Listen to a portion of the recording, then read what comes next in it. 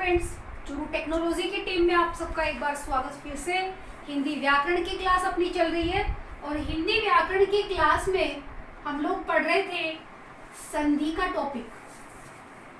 अब वीडियो आप लोगों को कैसा लग रहा है ये तो आप लोग बताएंगे कमेंट करके, तब पता चलेगा कितना आप लोगों को समझ में आ रहा है। हिंदी व्याकरण में हम पढ़ रहे थे संधि।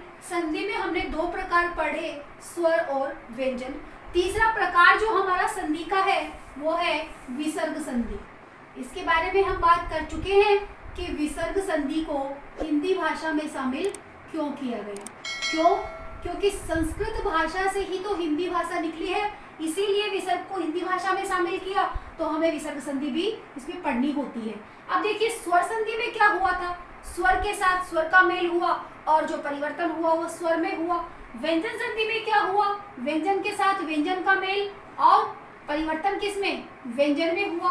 अब इसमें क्या होगा, विसर्ग के साथ स्वर या व्यंजन कोई भी आ सकता है, विसर्ग के बाद स्वर भी आ सकता है या व्यंजन भी आ सकता है, लेकिन जो परिवर्तन होगा, जो विकार होगा, हमारी डेफिनेशन क्या थी, संधि की परिभाषा क्या थी कि वर्णों के मिलने से जो परिवर्तन उत्पन्न होता है, जो विकार आता है, वही संधि है।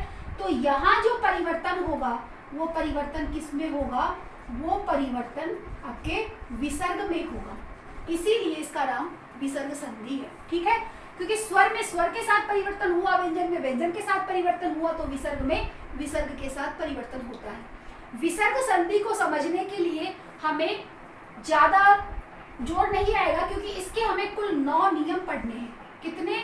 9 नियम हम पढ़ेंगे और उन 9 नियमों को रटना नहीं है, उन 9 नियमों को ट्रिक के साथ पढ़ना है। हर नियम के अंदर आपको ये ध्यान रखना है कि किस वर्ण के बाद क्या आएगा और विसर्ग का क्या हो जाएगा। ठीक है, तो बात करते हैं हम पहले नियम की। पहला नियम क्या कहता है विसर्ग संधि का? पहला नियम कहता है कि यदि ए के बाद विसर्ग हो, क्या? ए के बाद विसर्ग हो, अगर किसी वर्ण में ए की ध्वनि आ रही है और उसके बाद विसर्ग है और अगले पद में यानी कि जो संधि में हम जोड़ेंगे उसके अंदर आपके तीसरा, चौथा, पांचवा वर्ण हो, किसका? किसी भी वर्ग का तीसरा, चौथा, पांचवा वर्ण हो, या फिर इसमें य, रे, ले, वे, है में से कोई वर्ण हो। या तो तीसरा, चौथा, पांचवा वर्ण हो या फिर य, रे, ले, वे, है में से कोई वर्ण हो, तो क्या होगा? तो विसर्ग का ओ हो जाएगा, विसर्ग का ओ हो जाएगा। तो इसे हम ऊर्ध्व विसर्ग संधि भी कह सकते हैं, क्योंकि इसको ओ का आदेश होता है। देखते हैं कैसे। एग्जाम्पल देखिए, जैसे पहला एग्जाम्पल हम लेते हैं, पूरा है और आगे हमने जोड़ दिया हित। किस तरह से बनेगा शब्द देखना। अब देखो, पहले शर्त देखो कि नियम के अनुसार हमारी शर्त सही है क्या। नियम क्या कहता है कि ए के बाद विसर्ग आना चाहिए, ए की ध्वनि के बाद विसर्ग आना चाहिए। तो ए की ध्वनि रे में है, यहाँ क्या है, विसर्ग है। ए की ध्वनि के बाद विसर्ग है।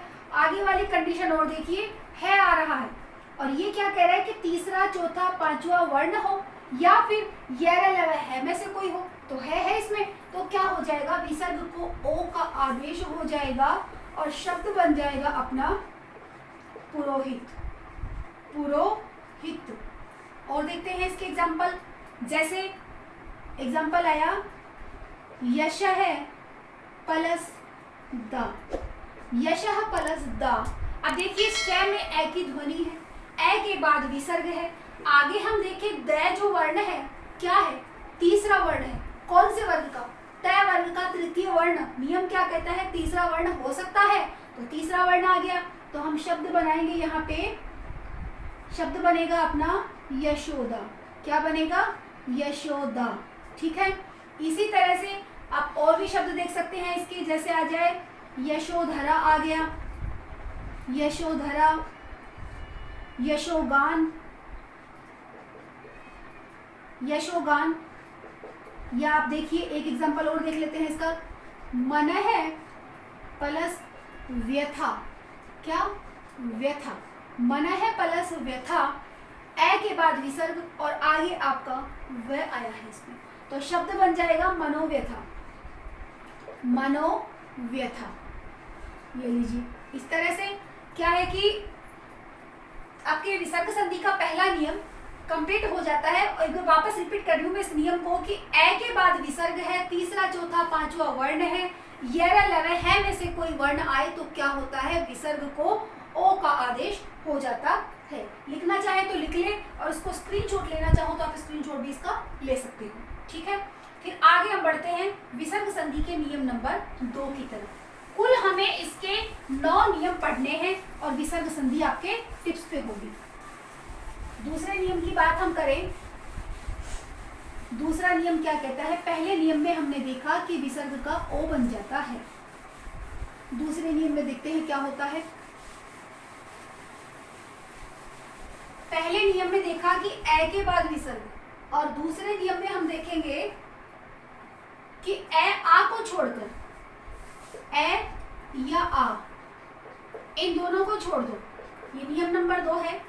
इन दोनों को छोड़कर कोई स्वर हो, बाकी जो बचे हुए 9 स्वर हैं उनमें से कोई भी हो सकता है, और स्वर के साथ अगर विसर्ग हो, स्वर के साथ क्या हो, विसर्ग हो, और विसर्ग के बाद तीसरा चौथा पांचवा वर्ण हो, या फिर ये रे ले वे, या कोई स्वर हो, क्या हो, कोई स्वर हो, फिर से स्वर हो, कि स्वर के बाद तीसरा चौथा पांचवा वर्ण हो, यह लवे में से कोई हो, या फिर स्वर हो, तो क्या होता है, विसर्ग को क्या, रे का आदेश हो जाता है, विसर्ग अर्धाक्षर रे बन जाता है। किस तरह से देखते हैं। शब्द लिया हमने नी, और नी के साथ हमने लिया विसर्ग, और आगे हमने जोड़ दिया गुण, गुण शब्द हमने जोड़ दिया। अब देखिए स्वर है यहाँ पर, ए आ से अलावा कोई स्वर होना चाहिए, ए आ से भिन्न कोई स्वर होना चाहिए, तो इसमें ई है, पहली शर्त पूरी।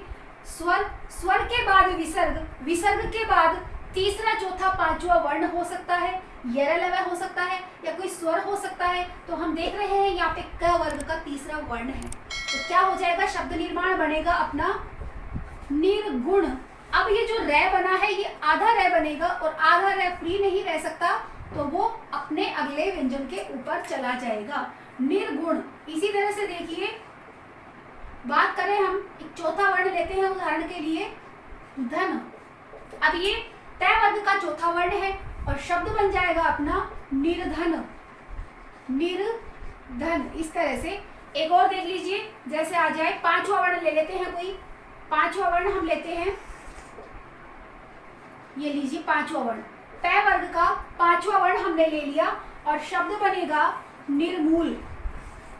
ठीक है, तीसरा वर्ण देख लिया आपने, चौथा वर्ण देख लिया, पांचवा वर्ण देख लिया। अब ये अलावा को और देख लेते हैं एक बार, एक वर्ण दूसरा लेते हैं, स्वर यहाँ पे हमने लिया दू, और दू के साथ हमने ले लिया विसर्ग, आगे हम शब्द जोड़ देते हैं योग। ठीक है, अब वही सिचुएशन यहाँ वापस है कि ए आ से भिन्न स्वर होना चाहिए, स्वर के साथ विसर्ग होना चाहिए, विसर्ग के बाद तीसरा चौथा पांचवा वर्ण हम देख चुके हैं। अब हम देखेंगे य लव में से, तो ये को देखते हैं और शब्द बनाएंगे हम दुर्योग। क्या बनेगा, दुर्योग। इस तरह से व्यंजन संधि का नियम नंबर 2 पूरा होता है। नियम नंबर 2 क्या कहता है कि ए आ से अलग कोई स्वर होना चाहिए, स्वर के बाद तीसरा चौथा पांचवा वर्ण होना चाहिए, और वर्ण नहीं हो, यरलव हो सकता है या फिर कोई स्वर हो सकता है। ऐसी कंडीशन में क्या होगा, जो विसर्ग होगा उस विसर्ग को रे का आदेश हो जाएगा, आधा रे बनेगा, और आधा रे फ्री नहीं रहेगा, वो अपने अगले स्वर पे, अगले व्यंजन पे चला जाएगा। अब बात करें एक व्यंजन संधि का इसका विसर्ग संधि का तीसरा नियम और हम देख लेते हैं इसके साथ ही। कितना समझ में आ रहा है इसको बताना जरूर है आप लोगों को, वीडियो देख के ऐसे ही नहीं छोड़ देना। और जो ये छोटी छोटी ट्रिक्स आपको बताई जा रही है, इस ट्रिक्स को समझ लेना, आपको नियम पढ़ने की जरूरत नहीं पड़ेगी, नियम रटना नहीं पड़ेगा आपको। और इसके साथ ही क्या है कि आपका जैसे शब्द ना, शब्द भी इसी के साथ शुद्ध हो जाएंगे। अब देखिए अगला एक 3 नंबर नियम और देखिए, इसका 9 नियम कुल हैं, तो तीसरे नियम की हम बात करें। तीसरा नियम क्या कहता है, तीसरा नियम कहता है कि ए आ से अलग, इसमें भी ए आ को छोड़ दीजिए आप, ए आ को छोड़ दिया, इसके अलावा कोई स्वर हो, ए आ से भिन्न कोई स्वर हो, स्वर के साथ विसर्ग हो, और विसर्ग के बाद जो शब्द आता है उस पर ध्यान देना है। विसर्ग के बाद पहले में आपने देखा यरलव है या फिर आपके तीसरा चौथा पांचवा वर्ण था। दूसरे में आपने देखा तीसरा चौथा पांचवा वर्ण था, यरलव भी था, लेकिन स्वर साथ में थे। ठीक है, अब तीसरे नियम में क्या है? तीसरा नियम कहता है कि या तो यहाँ पर तय हो और या यहाँ पर सह हो। इन दोनों में से कोई सा भी होगा तो क्या होगा? विसर्ग को अर्धाक्षर दंत श का आदेश हो जाएगा, दंत श ही बनेगा। ध्यान रहे, ये दंत श, तालव्य श, मूर्धन्य श की बात हम कर चुके हैं, इसलिए ध्यान रहे कि दंत श ही यहाँ पे बनेगा। किस तरह से बनेगा? देखिए, ए और आ से भिन्न हम स्वर लेते हैं। हमने लिया शब्द दू और दू के आगे मैंने जोड़ दिया साहस। दू के आगे मैंने शब्द जोड़ा साहस। सिचुएशन देखिए, शर्त देखिए पूरी हो रही है कि ए आ से भिन्न स्वर आना चाहिए। आ गया, ए आ से भिन्न स्वर आ गया, स्वर के साथ विसर्ग आ गया और विसर्ग के बाद में तय या श में से कोई वर्ण होना चाहिए। तो अपने पास स है, तो क्या होगा? इस विसर्ग को आधे स का आदेश हो जाएगा और शब्द बनेगा अपना दुस्साहस। दुस्साहस।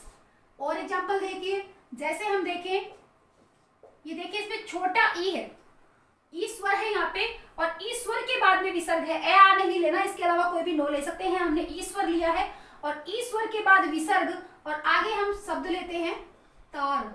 जोड़िए, इन दोनों को जोड़ेंगे तो क्या होगा? इस विसर्ग को अर्धाक्षर स का आदेश हो जाएगा और शब्द बनेगा अपना विस्तार। ठीक है, इसी तरह से एक एग्जांपल और देखिए इसका, नी। नी के साथ विसर्ग है, इसमें भी ई स्वर है और ई के बाद मैंने शब्द जोड़ा यहाँ पे तेज, तो शब्द बनेगा निस्तेज। निस्तेज। ऐसे बहुत से एग्जांपल आप बना सकते हो, जैसे निस्सार बना दिया। ठीक है, दुस्साहस है, दुस्तेज है, दुष्कर है, इस तरह से बना सकते हो। बहुत सारे एग्जांपल हैं, एग्जांपल का कोई एंड नहीं है। विसर्ग संधि के 3 नियम आप पढ़ चुके हैं, 6 नियम और बाकी हैं जिनकी बात करेंगे हम अगली क्लास में। अब तक की क्लास आपको कैसी लग रही है हिंदी की, ये हमें कमेंट करके कमेंट बॉक्स में जरूर बताएं। कुछ कमी अगर इसमें रह रही है तो वो भी हमें बताएं और अगर अच्छी लग रही है तो भी हमें कमेंट जरूर करें, ताकि हमारा मोटिवेशन बना रहे और हम इसी तरह आपके लिए लगातार क्लासें लेकर आते रहें। वीडियो को शेयर, लाइक और सब्सक्राइब जरूर कर ले चैनल को, ताकि टॉपिक के बाद के जो प्रश्न हैं वो आप लोगों को मिलते रहे। वीडियो देखने के लिए धन्यवाद।